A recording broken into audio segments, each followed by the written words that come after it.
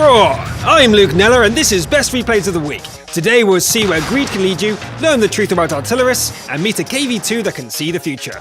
Also, I don't know where you live, but it's noticeably cold over here, so let's get the warm-up underway.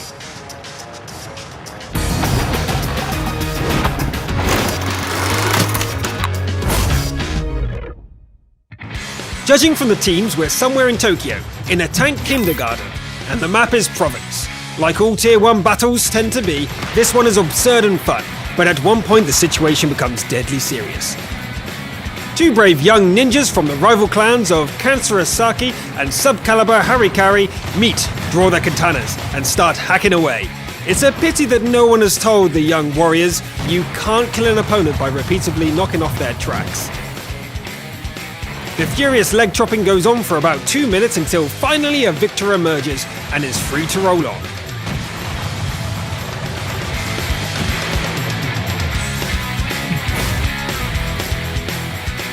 We continue warming up at the Abbey. The score is 12-13 and the only survivors are artillery. A Lorraine and an AMX-13F3 on one side, and an SU-14-1, an SU-14-2, and a rival Lorraine on the other. We all know how it is sometimes easier to show what you shouldn't do rather than just explaining it. The lorry decides to do just that. Look AMX, don't shoot like this!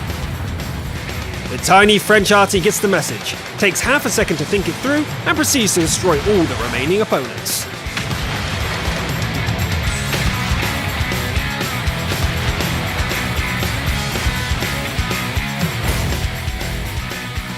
We finish warming up at Himmelsdorf. The German VK7201K Tier 10 Heavy is not driven by many for a reason. It appears that only a select few can manage the raw fury of this machine. Then again, why restrain yourself? This is a battle after all. Our hero agrees and blows up a T-54's ammunition, rams the IS-3 to death, as well as an allied Batchat just to cool himself down a bit. So be cautious and keep your eyes peeled when you see a raging VK. This is all for the warm-up, and we proceed to the nominations.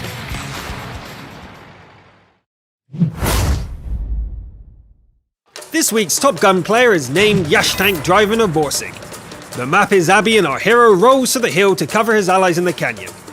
Soon enough, the enemies appear and a KV-5 receives a swift kick. The enemies are in cover for a moment, but the T-3485 still gets some.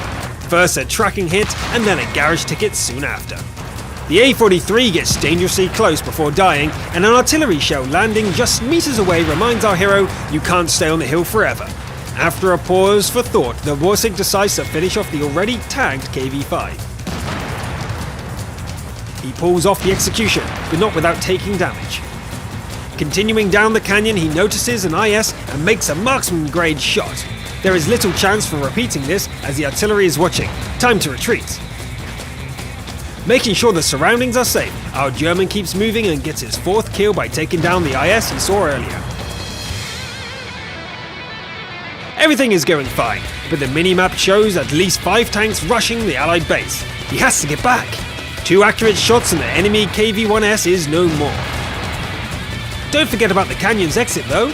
The American becomes the 6th kill. A bold KV-4 rolls towards the base from the lost flank and gets a shot. And another. The following 2 are less successful.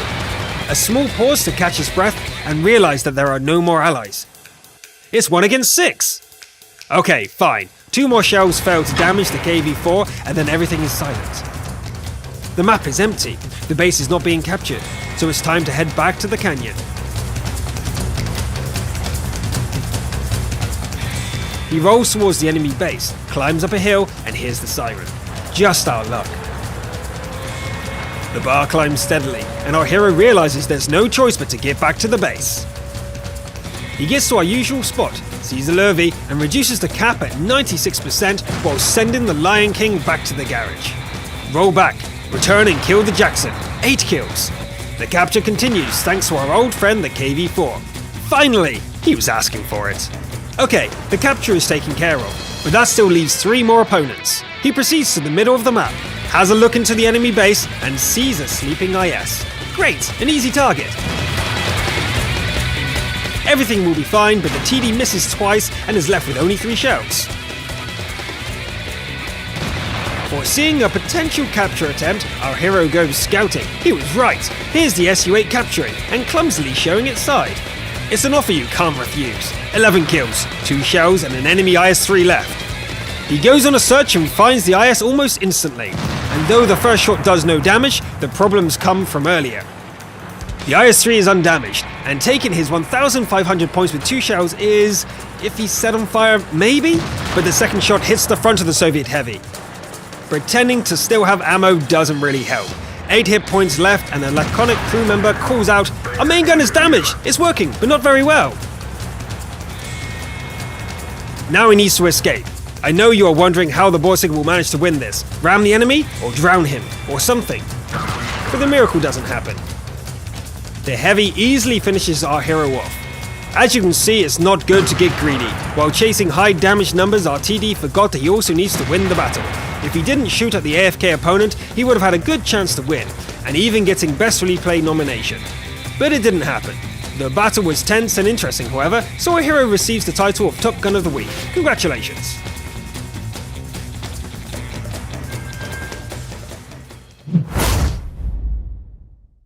The title of Sniper of the Week is once again shared by 3 contestants. This extravaganza of fantastic shots starts with a player named Cosmolife, driving the VK3601H. As you know, the latest update has added more determination to the shells. No longer will a puny fence stop the armor-piercing package from reaching its destination. Instead, it will only lower the penetration a little. Our hero decides to use this new possibility to its fullest and blow a red-hot kiss to the enemy's TD from 500 meters away, through a wall, without a silhouette. And the shot doesn't just hit, it passes right through the commander's cupola. The next participant, named Krambambula, driving a Carnarvon, doesn't send any kisses. He is really hostile and destroys someone's fairy tale faith in all that is good. When an enemy 212 sees the score is 12-3, he decides he doesn't want to be in artillery anymore, and decides to drive into the sea and become a beautiful mermaid. The Carnarvon won't have any of it, and rolls up the hill to stop him. A snapshot gives an unexpected result as the 212 blows up on the way to his dream. The arty doesn't get to become a mermaid, but maybe you could use the wreck to smoke fish. And the last Sniper of the Week is a player named Stout, driving an FV304, British artillery. He grows tired of the usual arty stuff, all this choose position, switch to arty mode and aim, so he decides to instead increasing the velocity of a shell by shooting on the move. Well, you can kick a football faster with a running start, so why not try with an HE shell? The first attempt is a success, fired at 40 kilometers an hour. Everyone is happy, except for the Stug.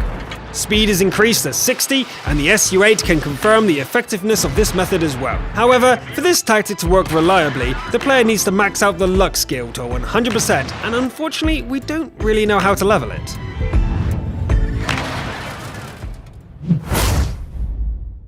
The winner of this week's Steel Wool nomination is the player named Ben Salah, driving the legendary KV-2. The battle turns out to be quite strange to say the least. See for yourself. An encounter battle at Himmelsdorf. Our hero faces tier 8 tanks and decides to go somewhere. Just drive around forward, really. A brisk tank massacre has already started around the castle, and our heavy is slowly strolling down the streets. It's as if he'd seen the future and knows he's not in any hurry.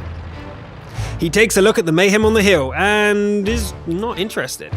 He definitely knows something. The KV-2 doesn't even turn his turret when he's shot in the back several times. He just doesn't care about the hill. The score is already 9-7, and our hero is yet to fire a shot. Maybe he'll go capture the base. It's not that simple. An American T-34 comes into view. This is where the KV-2 was headed, to attend a duel. No seconds, no rules, it's a little informal. There's a furious clash on the hill, but our duelists have their own private battle to complete. The other players try to finish their combat as quickly as possible to witness the epic duel at the railroad station. The last 2 heavies at the castle decide to leave their mortal plane together by ramming each other to get to the post-mortem screen. The KV-2 uses the tactic of tanking with his tracks to its fullest, but the T-34 doesn't use any tactics at all. Maybe he thinks that repeated shots to the track will tear it off permanently sooner or later.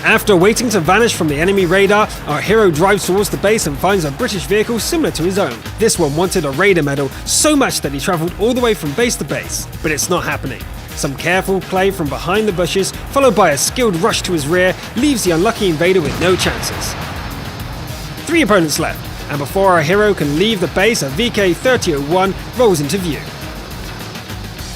The good old bush trick still works, and even the Chaito who comes to help his comrade is powerless. There is no stopping this arty now.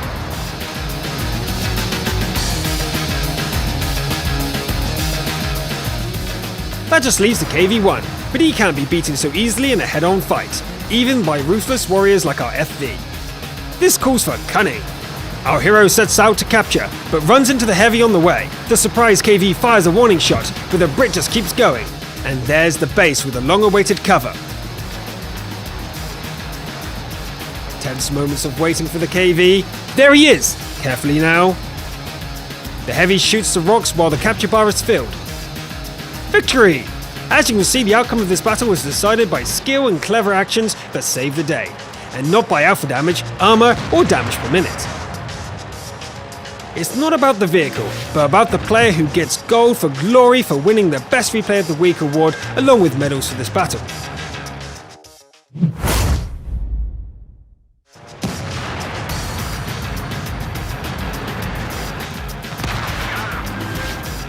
If you want to get on the show, check out the How to Get on the Best Replays of the Week video. Link is in the description. Please click those like and subscribe buttons if you want to see more, and I'll see you next time.